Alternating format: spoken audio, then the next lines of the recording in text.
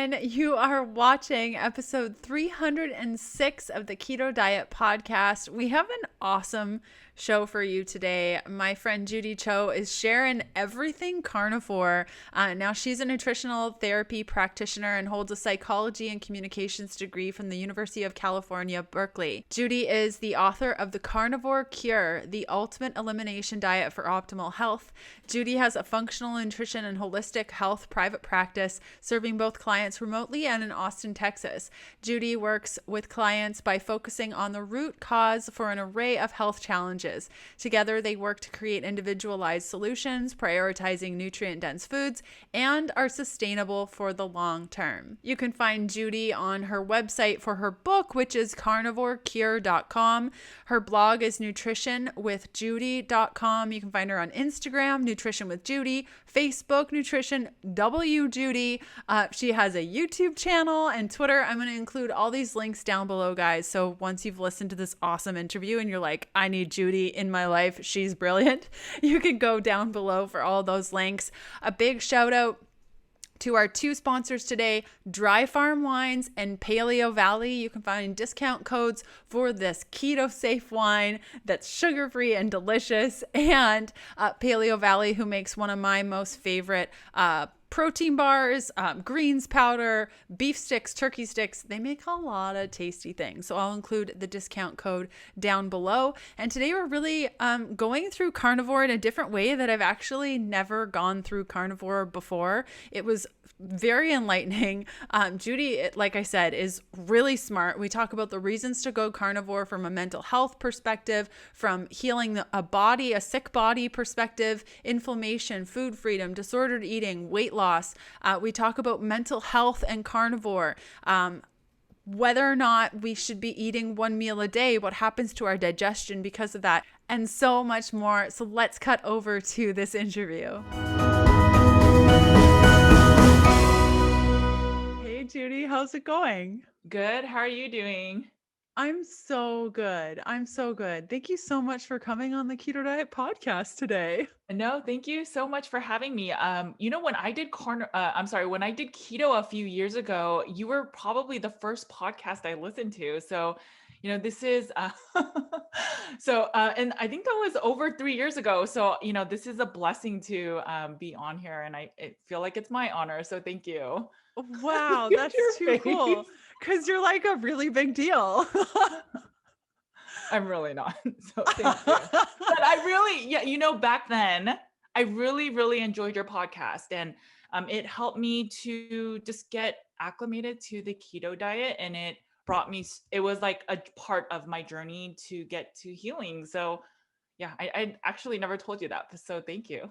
No, I had no idea. So okay, now I need to know the story. So Yeah. before keto, just take us through your life, starting from, maybe before keto and what that looked like and how you got into carnivore.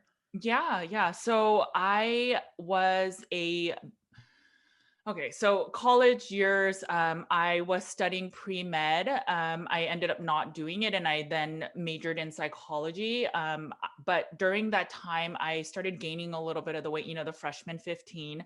And so I started doing a plant-based diet. I got introduced to the master cleanse, and I've always been very inquisitive. So then I started reading the doctor's little mini book on why the master cleanse works, and then how kind of meat just putrefies in your gut for the longest time. And so I was like, okay, maybe it's meat that's causing me to be sick. So I went plant-based. So I had occasional fish, but no red meat, no chicken, no pork, none of that, for 12 years. And so, I got to a weight that I guess, I'd be happy with, but my mental health started really declining. Extreme anxiety, extreme depression. My ex-boyfriends or friends or colleagues would always go, I don't know which Judy I'm going to get today, and that type of thing. And I never once thought it was my diet because, born and raised in California, I was applauded for being plant-based, right? It's like, yes, pro animals, pro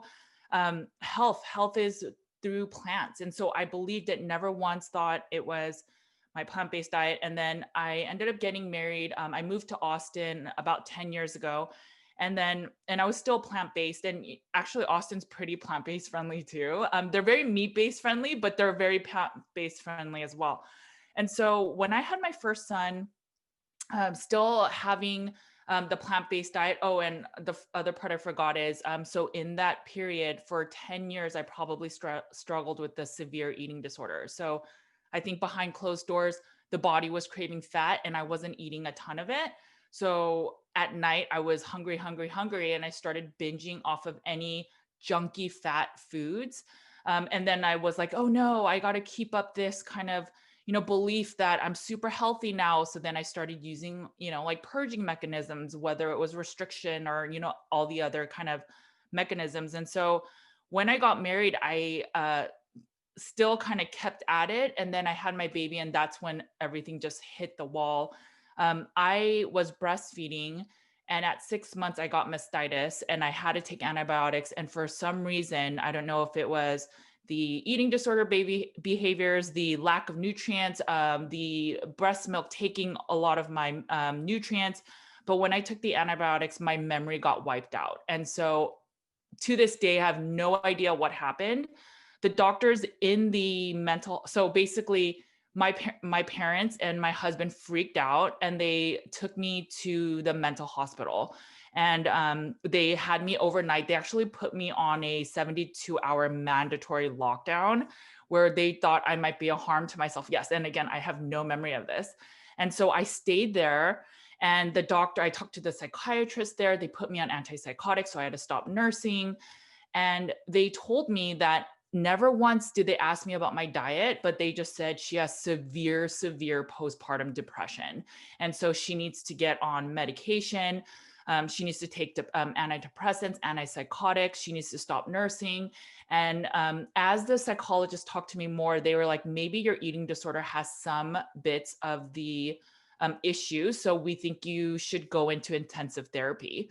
And so I did. And so I get always emotional when I talk about this part, but so during that time, every day, I would always ask for my son. And in the hospital, they'd always say, oh, Judy, you stop nursing because you are on meds. And every day I would cry. And so I went through this kind of Ferris Bueller, that type of the Groundhog's Day every day for like 10 days. And after, I had to still be away from my son for almost a month while I got intensive therapy. And so he was with my parents in California while I was in Texas. So like all the thoughts of fearing as a failure as a mom came true for me, right? So it's like I wanted to do everything for my kid and I failed. I mean, I couldn't breastfeed. I couldn't even be with him physically for a full month. And that really hit home for me. And so fast forward, I had my second son, or I was pregnant with my second son. And this time I was really scared that this would happen to me again. I even got a will. I mean, imagine in your early 30s getting a will because you're freaked out that you might either die or you might never get your memory again. After 2 weeks, I did get my memory. It just happened. It just like something kind of went off in my head. And I was like, wait a minute, what's going on? And everything was normal. It was so bizarre. I don't really know what happened, but, and so when I had my second, I was just, something has to do with nutrition, right? So after the eating disorder facility, I learned a lot about self-love and self-care and putting myself first to then support others. But the way that they would teach us about nutrition would be, hey, no food is off the table. Now, if you want to practice veganism or vegetarianism, we'll fully honor it. So no meat. But if you want to say low carb, no, that's not a thing.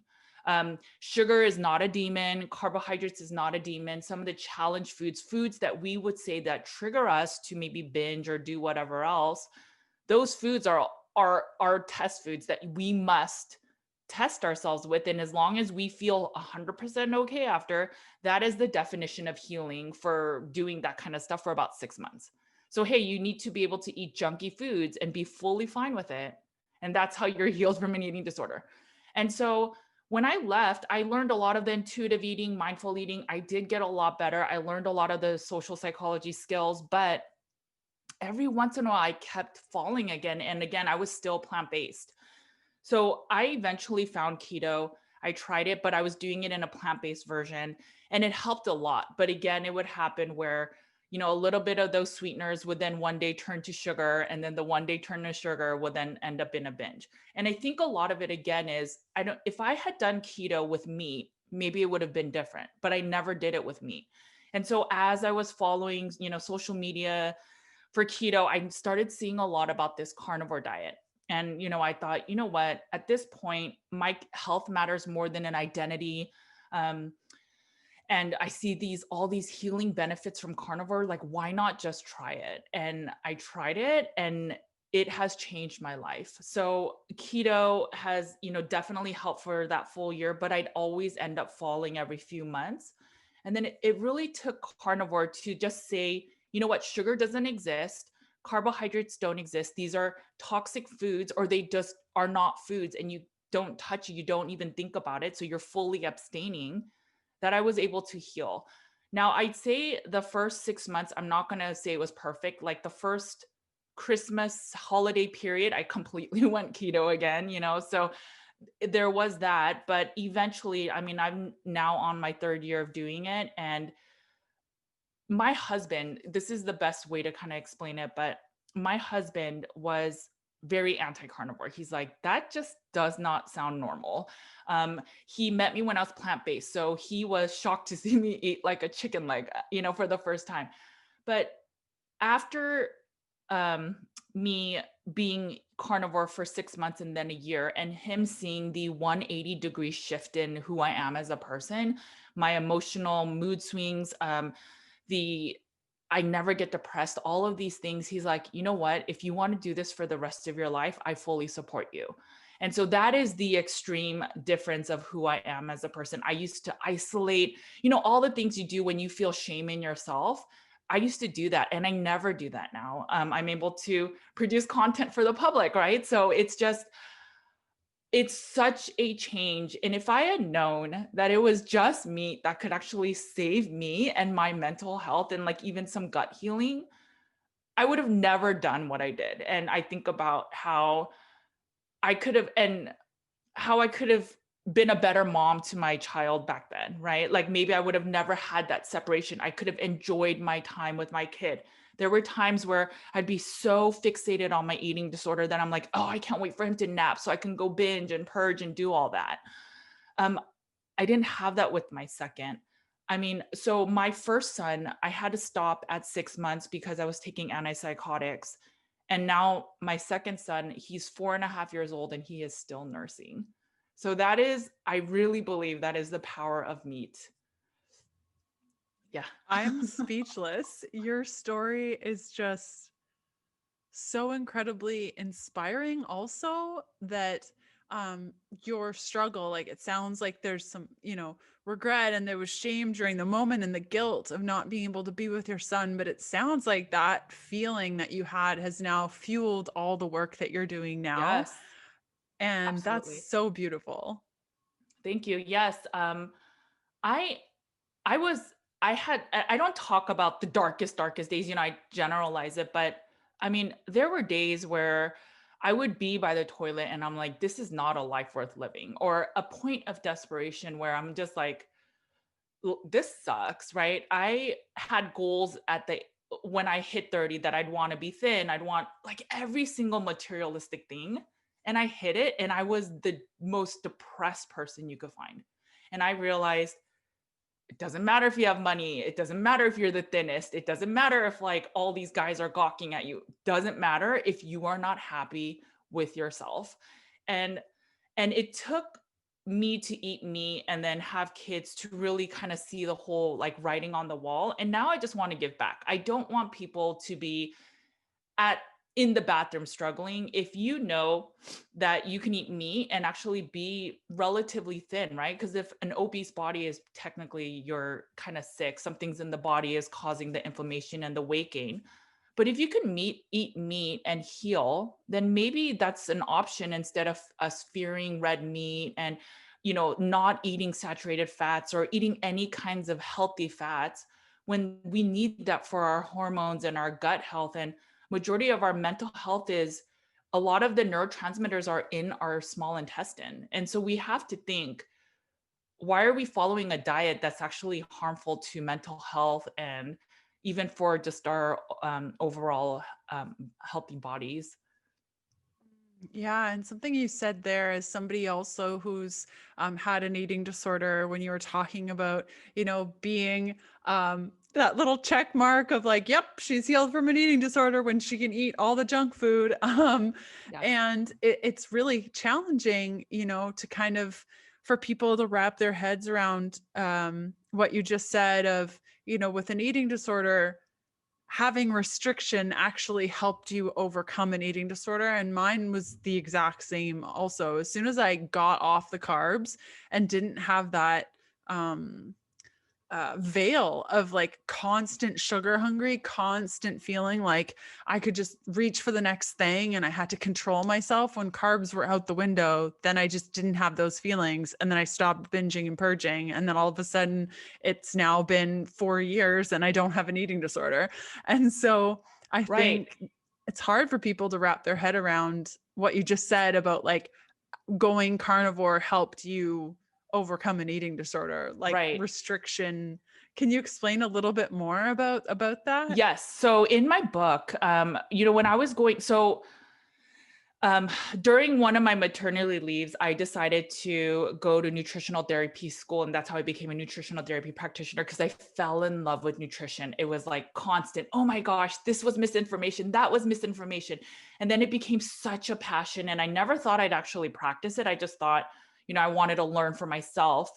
And in there, they recommended a book. It's by Gretchen Rubin. I don't remember which exact book it is from her, but she talks about abstainers and moderators. And she said that for every kind of like addictive behavior, we tend to be, or we fall into a category of either we're an abstainer and a moderator. And that was so eye opening for me. So, really, what she's saying is that some of us are wired where, like let's say you're a moderator and so you like to moderate. So you can have a little bit of chocolate and then you can kind of step away from it. Maybe you never eat it again. But if I were to tell a moderator, hey, you can never eat that again, they will literally feel like they're going crazy. The fact that they can never have something will make them feel really unwell. And now for the abstainers, we are more of the types where it's if we say you can have a little bit, we don't know how to moderate. So a little bit becomes a lot of it, right? And so that sort of, and the thing is, the world is kind of revolves around a moderator world, right? Everything in moderation is not a bad thing. To moderate is really living, right? All of these kind of thought processes. So when you think I'm just going to cut out fully carbs or I'm just going to cut out something fully, people are like, oh, that is extreme. That's abstaining and that is not healthy. That's not normal.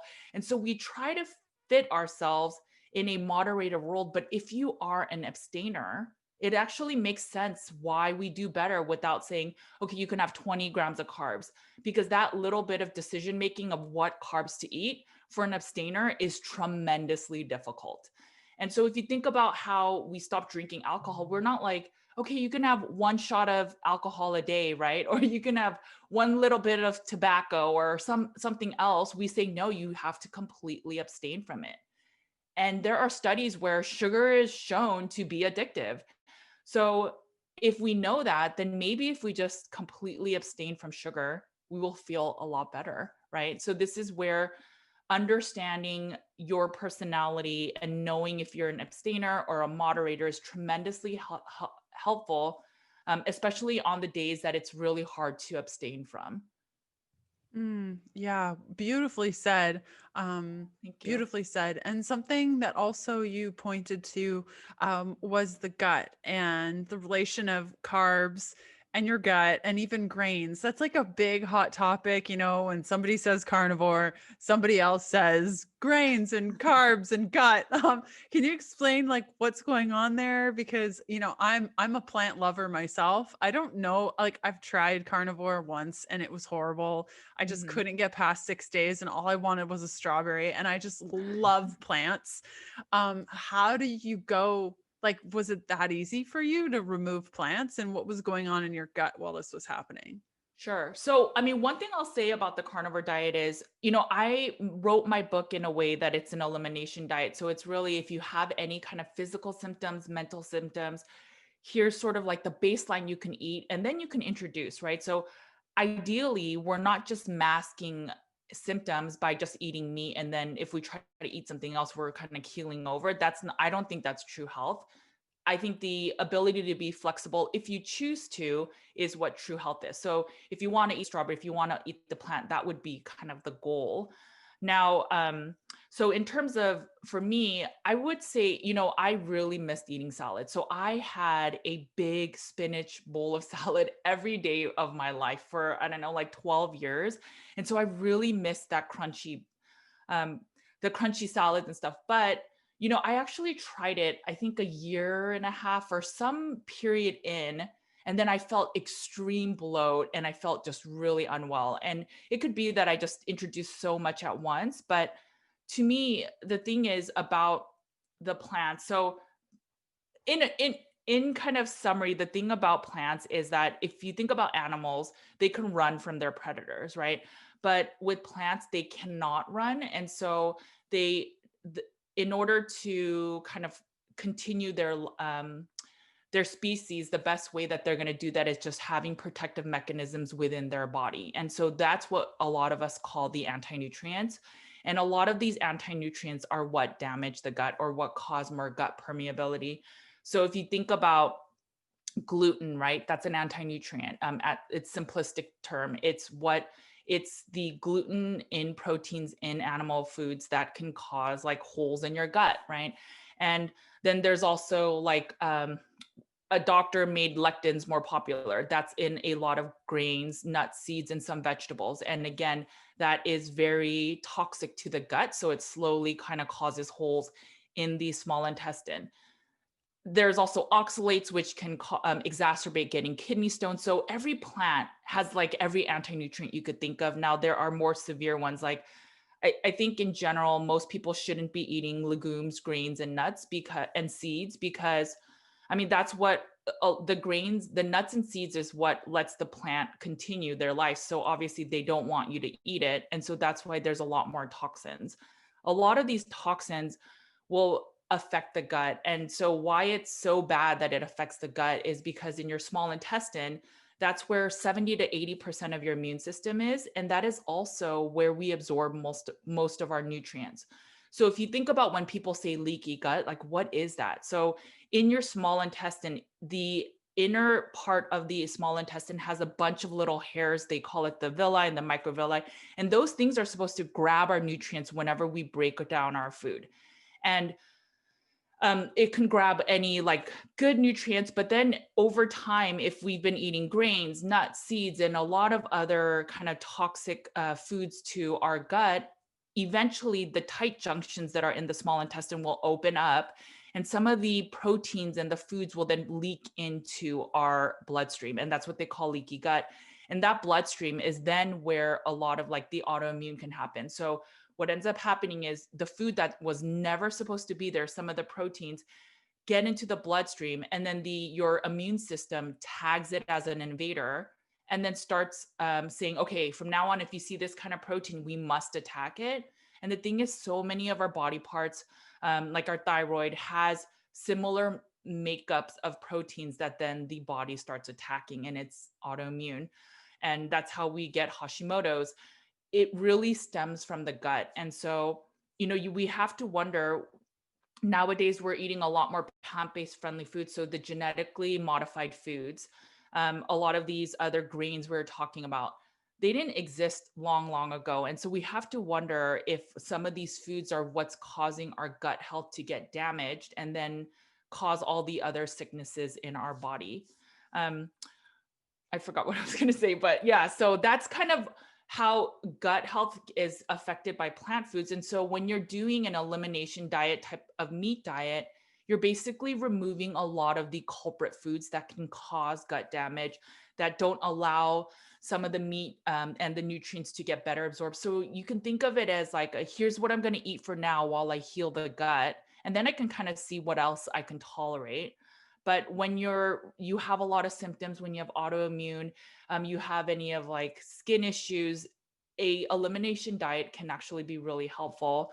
And why I chose meat was, as I even got into nutritional therapy, if you think about every elimination diet, AIP, so autoimmune paleo, whole 30, gut gaps diet, all of these diets, even FODMAP, they all remove certain parts of the plant, but they all include meat, right? And so it's telling, what if there's an elimination diet that only has meat for a little bit while you heal? And then you can start taking on some plants if you choose to. The thing is, if your gut is not ideal, the meat is in the most bioavailable form. So you'll have the best chance of absorbing nutrients from meat than with plants. So as an example, we always think carrots have so much beta carotene, but beta carotene has to be converted to vitamin A to be used and absorbed. But one, some people don't have the genetic makeup to even do that conversion. Or you could just eat like beef liver, which is really, really rich in it. And it's in the form that your body can use. And there's tons of examples like that. So when you just break down the science, it makes a lot of sense why meat is really healing and why it probably did such a healing job for me. You're brilliant. That was amazing. No. I've never had somebody explain the villi and just everything in a way that made sense to somebody who maybe didn't study this. So thank you so much for breaking it down so beautifully. And Thank you. as somebody who's myself personally, I've been on AIP for 3 years, and it's tolerable, but to find a protocol that could perhaps actually heal the body so that you could eat the foods sometimes that you couldn't eat, like I think that there's a lot of promise in that, which is why I tried carnivore. But it's just plants, man, I just love them so much. That a question that I do have, and maybe just a thought, as I was saying that, sometimes we eat the foods that we are sensitive to because it creates, what is it? It creates that, is it oxytocin? Oh, A hit when we're eating the foods that we're sensitive to. Do you find that also with carnivore? Like, is there like a kind of a period of time where you're like, all for you, like all I want is this spinach salad, and then slowly over time you just don't crave it as much? I think sometimes I believe that our bodies have the innate wisdom where we'll crave something specific. So let's say I'm craving dark chocolate, right? I don't really crave it anymore. I think my gut bugs kind of are gone that crave those specific carbs. But if I'm craving dark chocolate, my guess is maybe it's magnesium, right? So then maybe I use some magnesium spray. So if your gut is kind of damaged and you're just consuming magnesium in supplement form, it may not absorb as well as if you're just putting some spray on and then it directly goes into your bloodstream. So I do believe that that's often a case, especially with sodium. So your adrenals, for example, use up a lot of sodium. So if you're really stressed, you're probably going to need more sodium. And so if you're craving salt, that could be a reason, right? So I do believe that there's feedback. Maybe you were talking about like the hormetic effect with if you eat blueberries, which are actually toxic for our bodies, but the toxicity then has our body produce more glutathione, which is an antioxidant. And that's why they consider blueberries antioxidants, but they're actually not. They're actually a toxin. And then it triggers glutathione to be produced, and which then is an antioxidant for the body. So maybe it's some of that, but I really think a lot of it is our bodies are always craving things that it hasn't had or that it needs. And one thing I see so much for women that have had hormonal issues, thyroid issues, is the craving for fat. So a lot of women will go, okay, I try to increase my fat and then I can't stop eating the fat. So I'm scared to eat the fat. And it's like, well, maybe your body wants fat and it's telling your brain, tell her to eat more, tell her to eat more, right? So it's just these little nuances that I think if we can get back to listening to our body, then we'll kind of, because if you think about it, when we are trying to eat something rotten, our first gut instinct is you smell it and you feel like, oh, I cannot eat that, right? So if you think about when we eat certain vegetables, we automatically feel that bloat. There's no question about that. So maybe that's not normal, right? But we think of it as normal. We think of gas as normal, but our human body does not produce gas. It's the carbohydrates, the gut bugs from them that produce gas. So we have to wonder, is that normal, or are we making it that it's normal, right? And these are just some of the things that,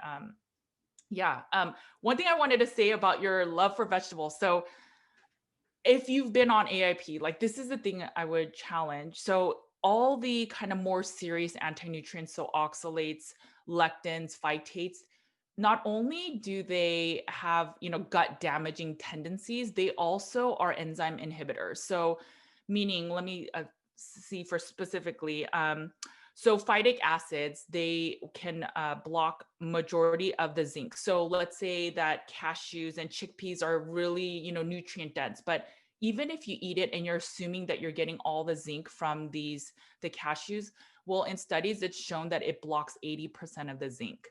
So now let's say that you eat the cashews with some meat, right? So you're like, oh, I want to, eat some fancy paleo dish and there's some like, I don't know, cashews on the top or something.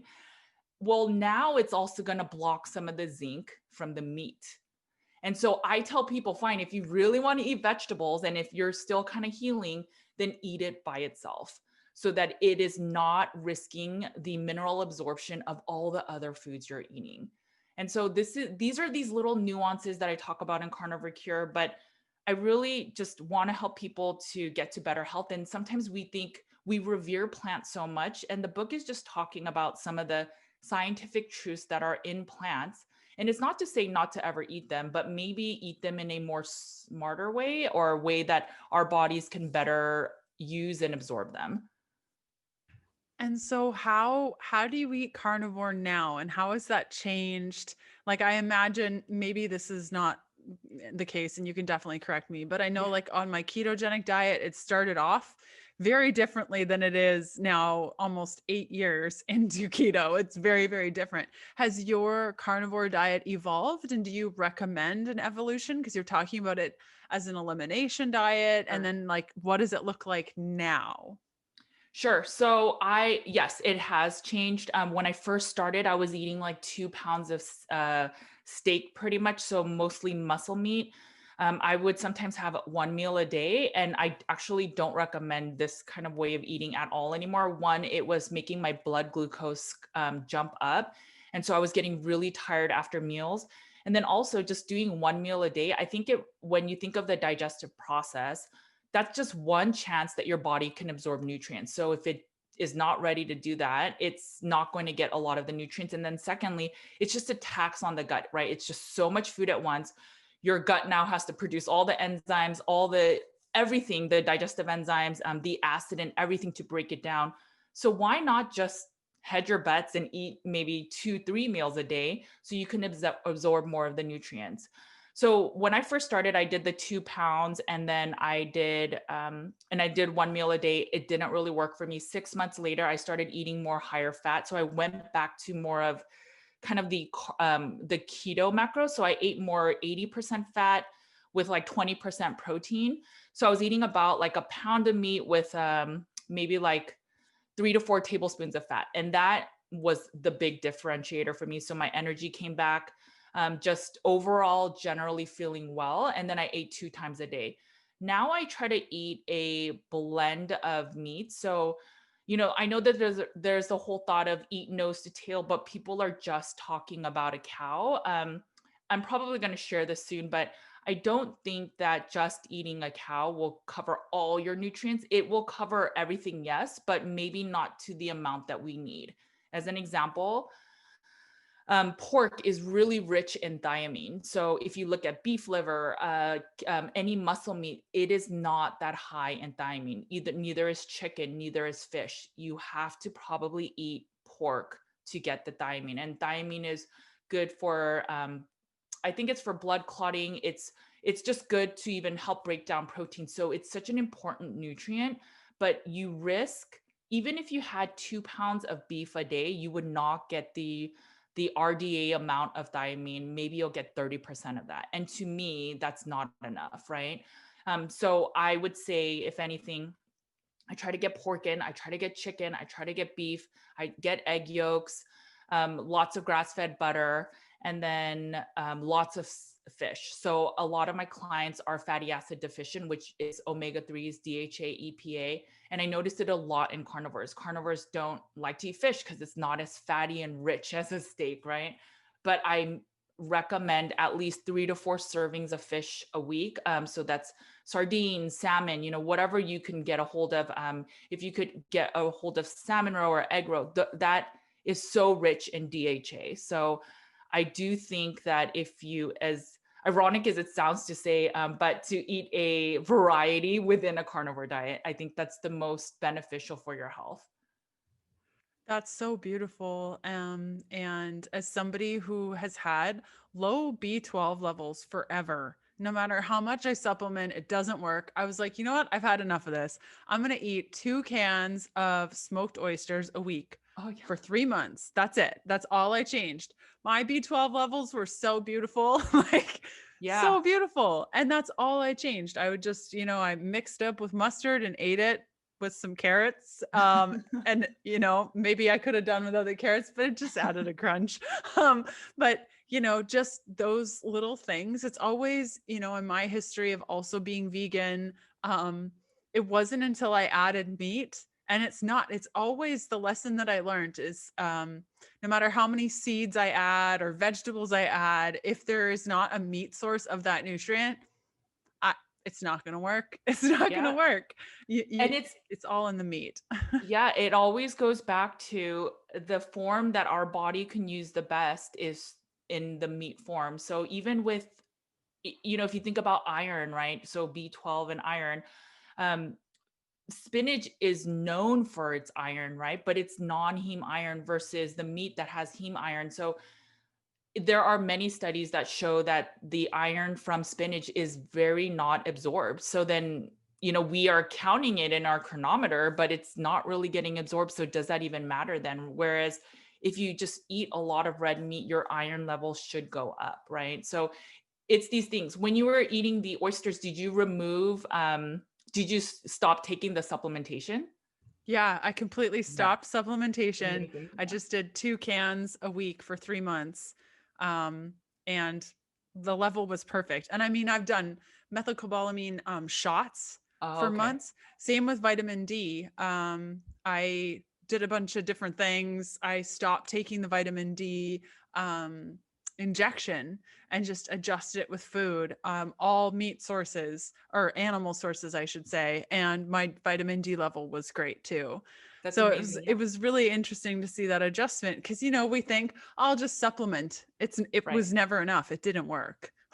Yeah, no, and I've seen that too. I mean, in the space we hear, oh, don't eat, and obviously grass-fed, grass-finished is the best, and raw dairies are ideal. But if I've seen clients that have eaten only nose to tail beef products and all grass-fed, and they were still fatty acid deficient, and I'm like, you need to be eating fish too, right?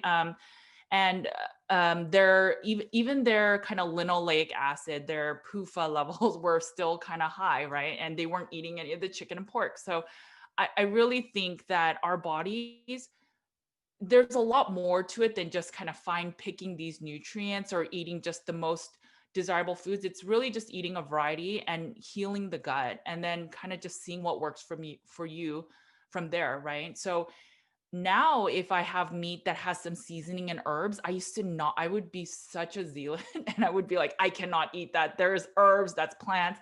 And that was my first year. I had to just kind of go through that. And now I'm like, okay, if there's a little bit of sugar, it's fine. And I'm totally fine, right? I don't feel as good. So the next day I'm like, oh, I feel a little bit of like sluggishness. But in general, now I'm more flexible and I'm more tolerable to like go to dinner with, right? So, I really think it's flexibility, but trying to find the foods that work best for you. And that's really the ultimate goal, right? Completely. And you mentioned grass-fed finished. How do you feel as a previous plant-based human about like environmental, ethical stuff? I know you talk about that in your book. Right. But what are your thoughts on that? Yeah, so that was my dilemma. I didn't become plant-based for the animals, but then, as I was part of that community, I watched every single plant-based movie you could think of, and the tears shed during the movies and all of that. But as I dug in, it was one of the areas that I was completely misinformed. So if you think about the monocropping, so where um, we are just planting corn or soy, every time they're using these genetically modified foods, and 90% of corn in America uses genetically modified foods or genetically modified seeds. So every time they use that soil, the soil is becoming depleted of nutrients. And so there's only a finite amount of times they're going to be able to use that soil, and then that is it.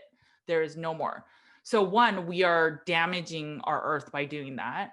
And then two, we're not thinking about all when they're doing the tillage and all the animals, the rodents, the birds, the snakes, all of those that are, and even the microorganisms that we need for the grass to grow and for our gut bugs in our bodies to have, all of that is dying.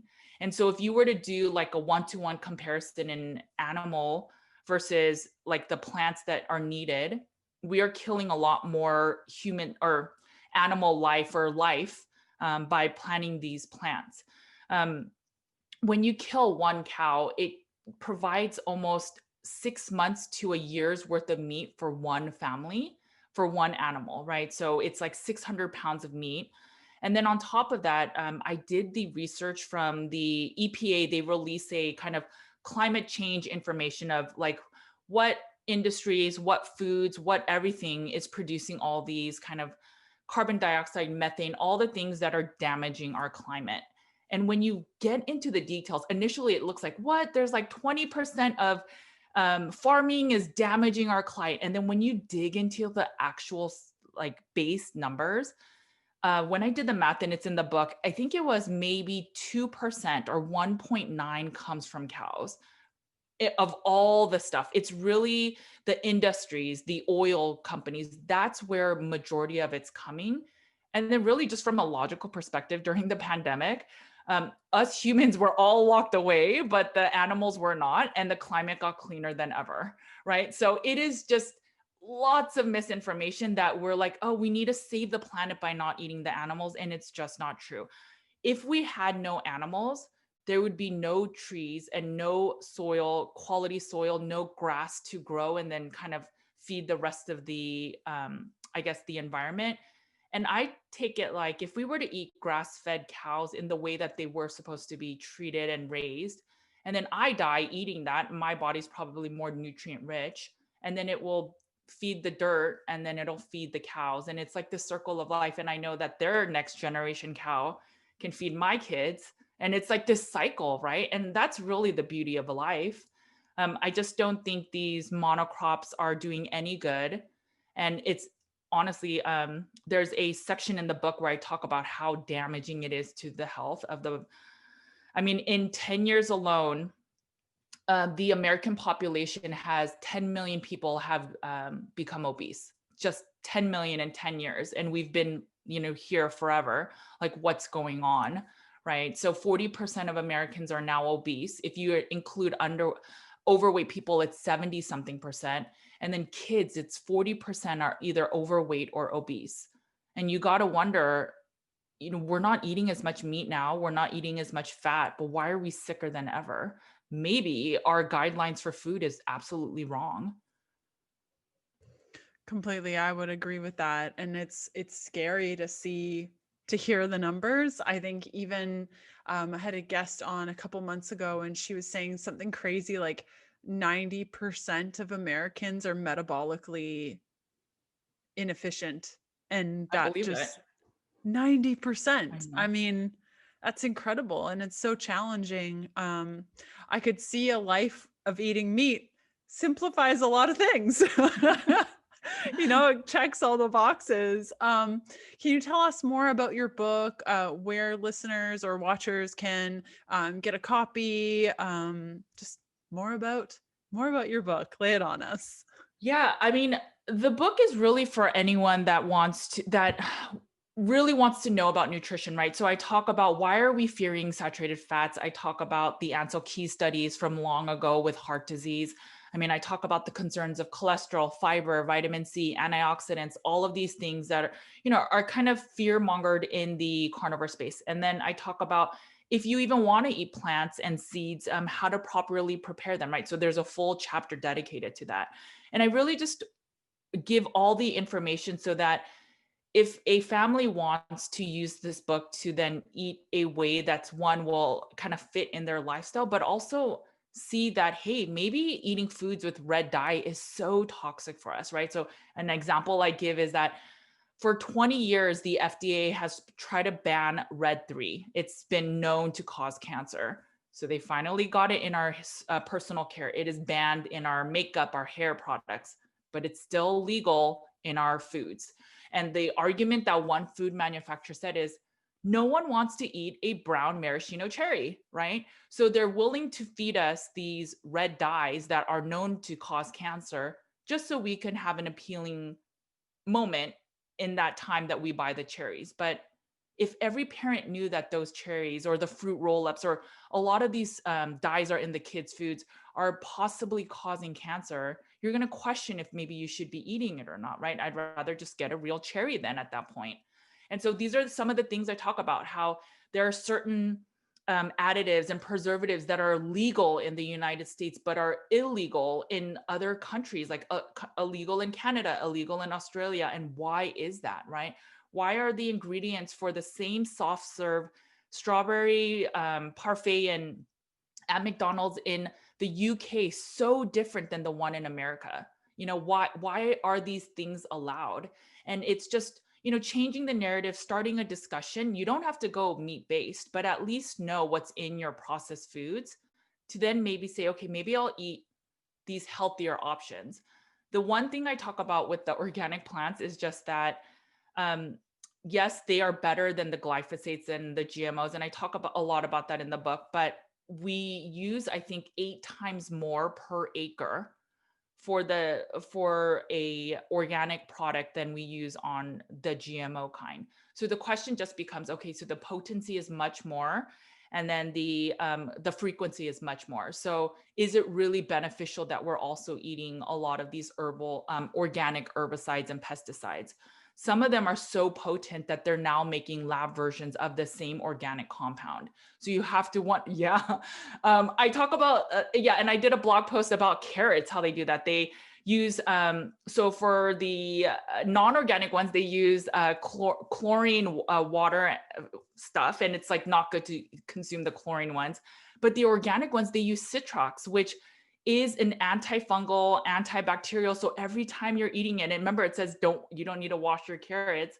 Those organic carrots, the baby ones, that liquid has basically, you're almost eating like a antifungal, anti-herbal, antibiotic, and every time you're eating the carrot. So make sure to at least wash the carrot, any kind, if it's a baby carrot, because either one you pick has some type of toxicity. And they don't talk about these things, right? We eat all these medications and it's like, hey, if you take, just take, what's it called? Take a, I'm like losing, take the, some kind of medication if you have acne, right? But then they don't talk about, Accutane? no, not Accutane? Accutane. Okay. So Accutane is super high in vitamin A. So that's like Yeah. another thing, right? A whole thing.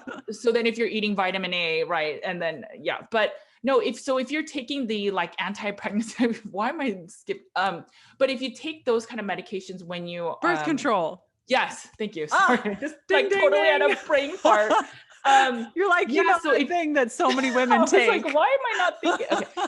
So if you take birth control for acne, no one tells you though, because especially you're going to probably take it when you're younger. No one talks about all the other things like folate and other things, other nutrients that you're depleted in. So there's like a table in the book about that, right? So if you're going to take the statins, make sure to get CoQ10, all of these other medications and nutrient depletions.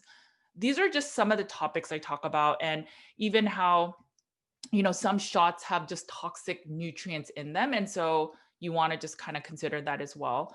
And The book, you can find it on Amazon. You could also find it at carnivorecure.com. It's CURE, but it's really, I went through hell and back. I really feel like and I have a second chance at life. I get to be present with my kids. I don't struggle from depression at all. I better manage my anxiety, and now I'm present with my kids. And I think if I can give back whatsoever, I really feel like kind of God placed me with all these things I went through. Like, why did I study psychology? Why did I have an eating disorder? Why couldn't I have been an alcoholic and just abstain from that? Right? Like all of these things, I kind of see the writing on the wall. And so I'm just giving back. I hope that the book, can provide the nutritional support to then maybe get to root cause healing in areas that you can't figure out why standard care is just not working. Judy, your book sounds amazing. It's been such a delight to have this conversation with you. I've learned so much, and now I'm all charged up and wanting to not eat baby carrots ever again. I just had them for lunch. And just thank you so much for coming on the show today. Thank you so much. No, thank you for all you do, and thanks for having me. I hope you really, really enjoyed today's interview with Judy Cho. Again, I will include all her links down below. So if you just click down below, you can find her on Instagram and YouTube and all the places. And if you're wanting to go a step further on your ketogenic diet and just get some support for your hormones, I made a free guide. I will link up to it right up there. And I believe that's all for today. So have a beautiful rest of your day, and I will see you next week for another episode of the Keto Diet Podcast. Bye.